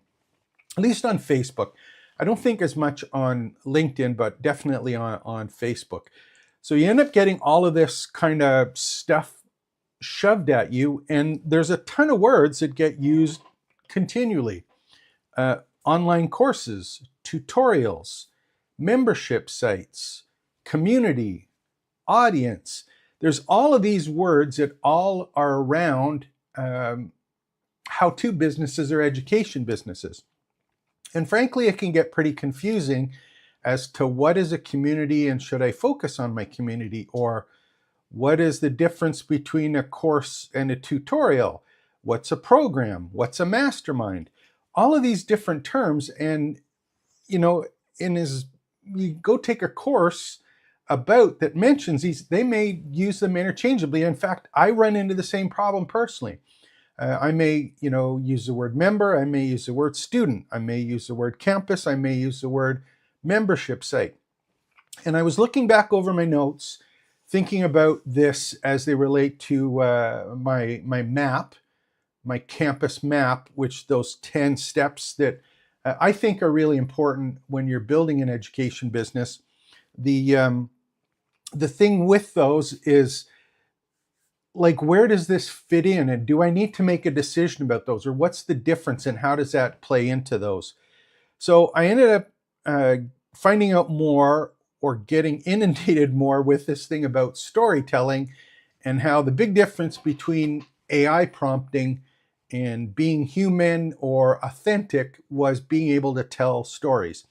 And I know each of us has a lot of stories, and in fact, that's the part that make us authentic. But it's one thing to know a story, it's another thing to tell a story. And I wish I could say, oh, it's easy to tell a story.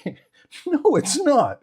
It's I think it's I tell crappy stories because they don't have a technical structure to them, and they're more about recollections or thinking about something that happened in the past and then trying to relate it to something's happening now. But it's not a set structure. It's not something that follows or can be replicated identically each time.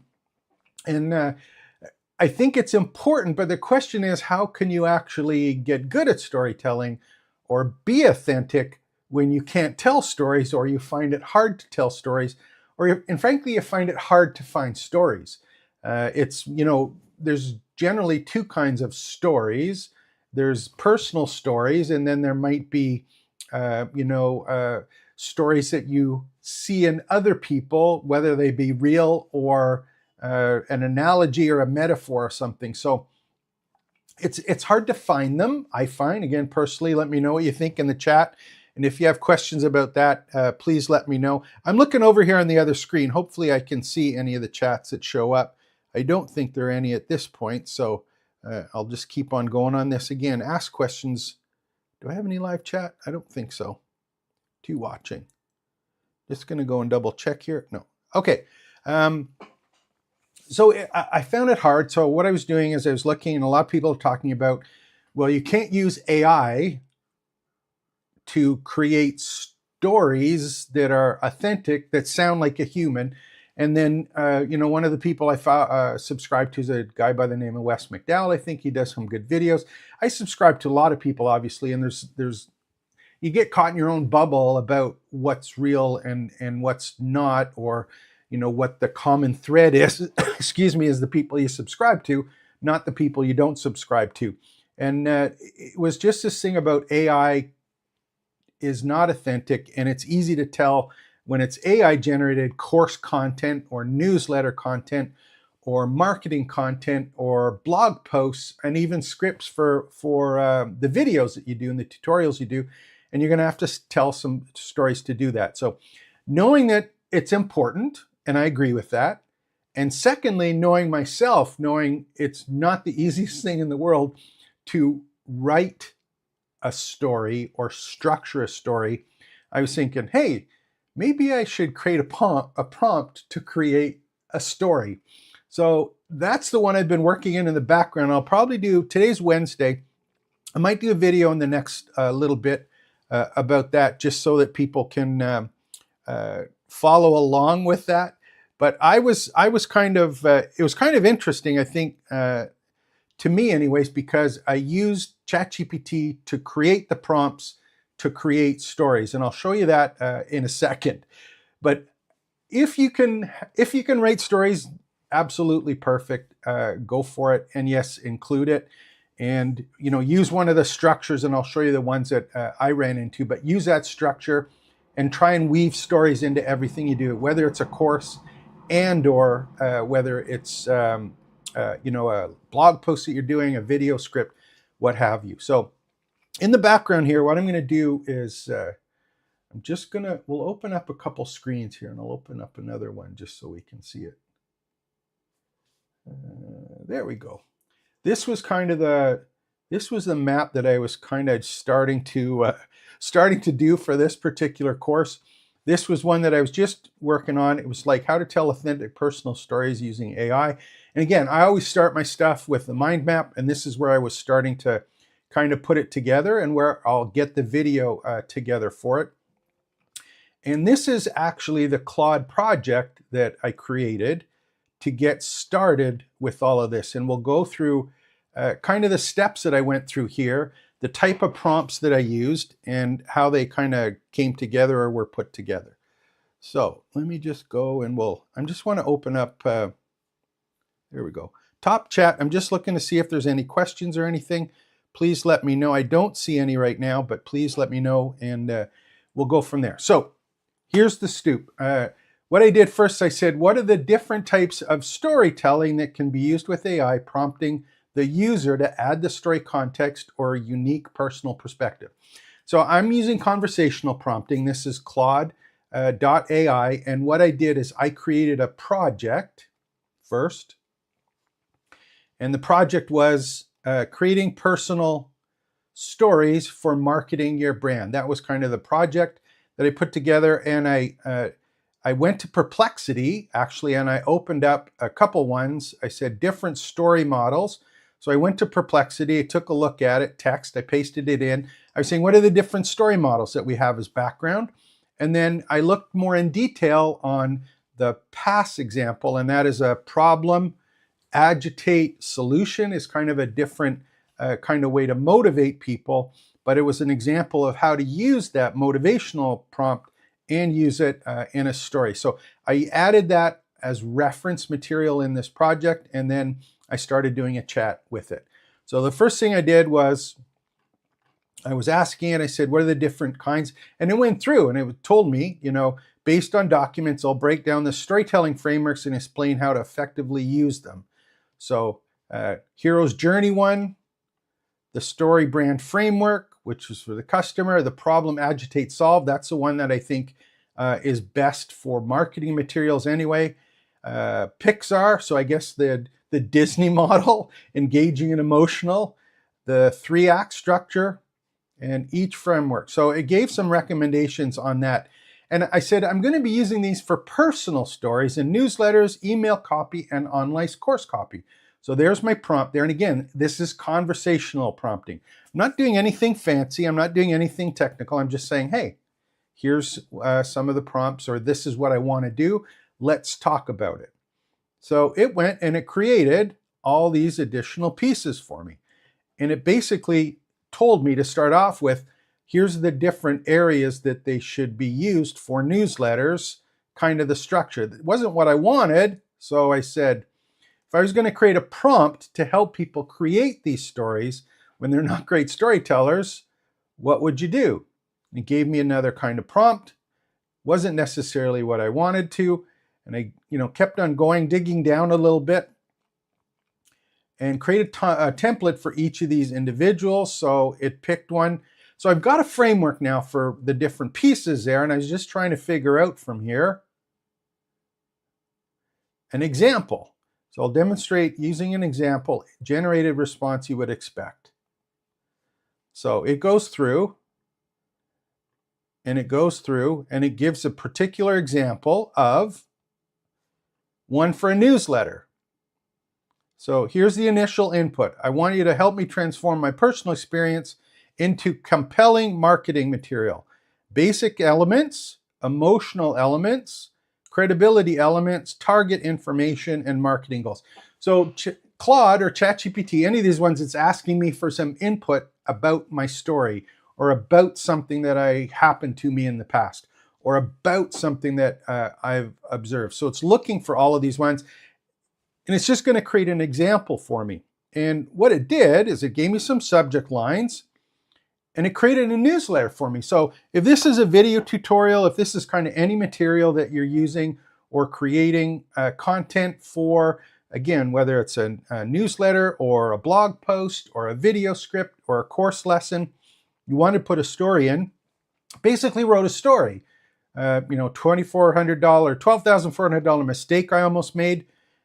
And it gave me all of this kind of material, a bit of a story that's structured into it, plot twist, perfectionism, and a lot of bullet points here. And it was then trying to sell something. And I said, well, I really don't want to sell something in here. What I want to do is to be a little more educational.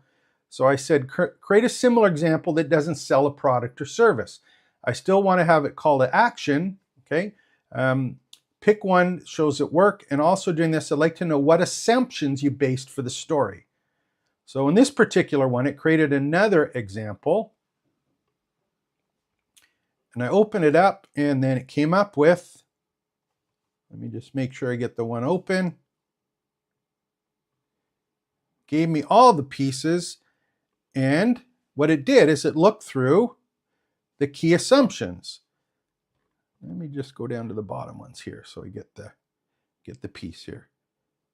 So the Diary of the Dead Plant. So it did another example, plants, and it brought it back to life, and it went through some of the different assumptions that were made, okay? And then told why it works, different pieces that were all included there. So the response has to look like a person wrote it, say a grade 4 level, it should be easy. The words, phrases, and layouts and structure should be like a real person who had lived the story to tell you. Again, it generated another one and cleaned it up a little bit, keep on going. Is that the best you can do? That's one of the prompt styles that I've asked or used before. It says, hey, is that the best you can do after it gives a response? Absolutely right. Too many exaggerated words. Went down a little bit further. Keep on going through this. And then it went, I just moved in. Now, this is one of the other videos that I did, I think, yesterday. But there's personal stories. Everyone has a personal story. One I told yesterday was about that I built a deck with my son in the spring, who moved into a new build house, who hadn't built a deck before, didn't know how to build a deck, but it was that process or that story of going through and learning how to do a deck. So I gave a little bit of a background about no grass was laid. It was a new build. All it had is no fences. The soil had just been put down. I wanted to do or build a deck with him. didn't have the tools, didn't know what materials to do, and it was about the first time deck building story, and going through giving a little background, and then this is what it came up with. Starting my first deck build, I moved into my new home last fall. Looking out the back window, all I saw was dirt. So this is an actual story that's been created by AI based on the idea of a story that I put together or told ChatGPT about. Now, this is something anyone can use. And with the prompt, I think it's getting to the point now where if you have the idea of the story or a situation, it can go through and basically create anything that you need with the story put into it. Now, you're going to have to fine tune it, of course, and I think there's a great opportunity to do that. But as I went through, deck building story with integrated lessons, and then I picked one of the pieces from it. See, it's one thing to have, say information, but if you can get some lessons learned or build out that topical authority map, which is covered in the campus map, very, very first one is about doing the 1, 15, 25, one theme or topic, 15 categories, 25 or 30 questions about each of those categories. One of the categories that obviously in deck building is materials, right? So if you do something about deck building to introduce it, but then the next story that you tell is about picking the materials, and another story is about the tools and going to Home Hardware or wherever the store is to figure out what kind of saw that you need or how much lumber you need or figuring out how to do the posts or the foundations. All of these things are different categories that different stories can be told about. So I just went through and did a little bit. And what I did is this is the important part right here. If I provided a list of topics or questions that came up during a project like this, can the prompt be created for the newsletter story to be sent each week? So if you want to do a newsletter, if you want to do a how-to course, and you have those topics, what I'm saying to ChatGPT is, can we build a story, or can you help me build a story that allows me to weave that into my content so it sounds authentic, as if it's coming from a real person and that there's real value in that. Let me design a system to do that. And here's what happens. So, came up with a particular structure and then cutting deck boards with nothing when nothing's level. So it's created content for me that comes across in a personal way that's very, very simple. So the other part that's going to happen here is while I'm doing this and I'm creating all this content, right? So what I'm going to do is I'm actually going to have ChatGPT. Oh, sorry, I don't think I was showing the screen. My apologies on this one.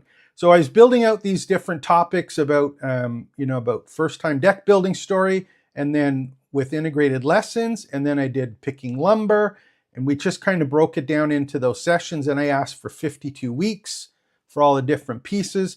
So what I'm doing in this one is I'll now have a template for a prompt that I can give you guys that you can basically just say, hey, this is the information about my story. This is the situation. This is what happened. These are the things that I did during whatever the story is, and the prompt will prompt you to give those. You can put that in, whether it be building a deck, finishing furniture, finding a new job, creating an online course, investing in mutual funds, doesn't matter what it is. There's all those little pieces that you can have now with the story that's authentic, but you have the help of ChatGPT putting together all of this content. So again, let me know if there's any questions. Doing my best to see them here. I don't have the actual, I'm just looking at my screen as I'm watching the video on another one. And let me just, I'm not sure. Let me just open up another one to see if it's actually here. Just open this up on my particular thread and see if it shows up on this one. Nope, that's not it. Again, pardon me on this because I've not done these ones with chat before. Let's go to this one here and we'll see if we can do the live session. I don't want to miss any chats if there are any questions. And then let's do this one here. I'll just open it up. There we go. So it doesn't look like there's any chats for me there. That's cool. No questions. That's fine. So that was the one we did this morning, membership site. I didn't like, so it's unlisted. So I'm going to have a prompt for you that you'll be able to see how that works and what's important. And I think, having the story or the ability to tell a story in this is, yes, going to be really important. And it's something we should all learn. If you're great at storytelling, that's absolutely wonderful. If you're not, and you need a little bit of help, I think this prompt will really help you out.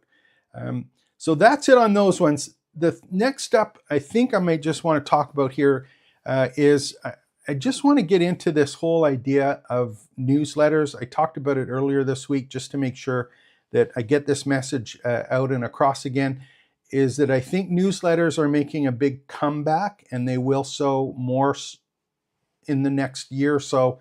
2025, I think, is going to be the year of the newsletter, and complementing and or with YouTube. And I think there's a whole bunch of reasons for that. And one of them is the ability to tell a story that you can't tell in social media. And if you can combine a newsletter as a summary of the YouTube videos and the story that you're telling in the summary, I think that's going to be really powerful for your marketing, but also going to give the ability to create those hidden courses from YouTube, turning your marketing material into actual courses, which is going to be kind of fun. So I don't know if I want to go any longer today. We've been on 22 minutes. Here's the last thing I will kind of mention, and other video that'll be available, I think, tomorrow is, I'll show you my notes for it just so you can see what I've been working on. But this particular one, here we go, membership site versus campus. And if you haven't seen how I do these, I'll do it quickly for you. This is one here. This is one of the videos that I'll be doing again either today or tomorrow. But this is how I create the videos for YouTube and also for the courses. We'll go through that quickly. And again, this is all complemented by ChatGPT and some of the prompts that are available in trainingsites.io. And this one here, we've got building your campus. In this particular one, I was thinking about what's the difference between a campus and a membership site. What's the difference between a webinar and a workshop? What's the difference in the type of content that you have in both? So I said, hey, you know what? I better put a little bit of a course together on this because it's a question that I get asked. And more importantly, it's one that I see everyone struggling with. So throw down some ideas here. And these ideas come from notes that I collected. And again, I'll make these all available when I do this one. The notes that I collected after doing all of the work on ChatGPT about, as an example on this one, what's the difference between a virtual webinar and a virtual workshop?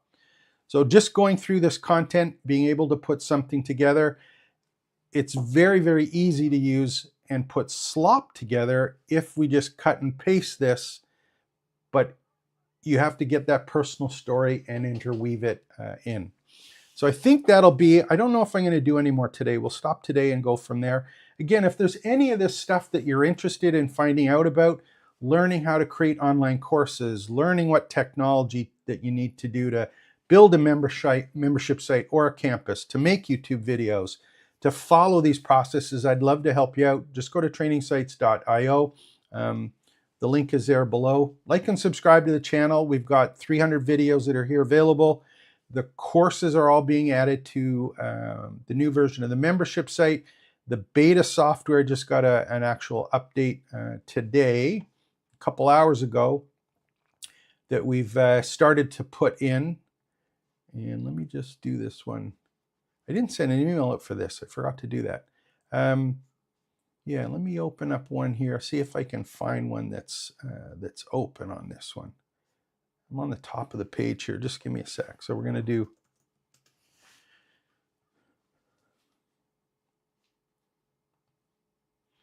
Yeah, so this is new community software just being put together. Again, update today. I think next week they're going to have the final release build on it, but this is where the courses and the videos, that kind of stuff, are going to be available, and also the workshops that we have and cohorts that we have around those particular topics, whether it be building courses, building campuses, or marketing your courses and campus. So this is what we're building out. It's not quite finished yet. We're moving everything from LearnDash and BuddyBoss over to this. It's just a little bit more simple, and it covers some of the stuff that I was just talking about with campus versus membership sites. So it's just like real life stuff, stories that you're running into with clients, just telling the story while you're doing it, that digital exhaust and being able to put it all together. If you want to learn how to do that, why I do it, how to do it, I'd love to spend some time with you doing that. What was the last thing? Oh yeah, I'm going to put the links to these. I did another video this week talking about the sales process or the sales journey that people talk about. And one of the things that came up that was kind of funny is I was looking at a course that I did called Face-to-Face Selling, and I was looking at when I actually started selling it and all of that good stuff. So what I did is I actually went to Wayback Machine. If you're not familiar with that, Wayback Machine is it's part of, now I think Google bought it if I'm not mistaken, but it is basically snapshots of history on the web of when stuff started and stopped. And this one is kind of funny. If you take a look at it, this one is face-to-faceselling.com. I still own this domain. And here's the cool part. Customer blueprinting was the name. This is the sales page that I had, but the date is the important one. June 30th, 2002. So this was like 14, 15 years ago is when this course was actually being sold. And this is the sales page. This is the actual sales page to sell that course. And if you take a look at this sales page versus what a sales page is for a course today, you can see it's dramatically different. But the actual content from here, the course content, I'm going to put back in, because when I was looking at this whole thing with authenticity and being connected to people and all the stuff that's happening online with telling stories, this conversational selling stuff about being able to converse with someone online and offline is the exact same stuff that we're dealing with now when it comes to teaching online and selling online. So stay tuned for this one. I think you'll get a kick out of it. It's some pretty interesting stuff for fun.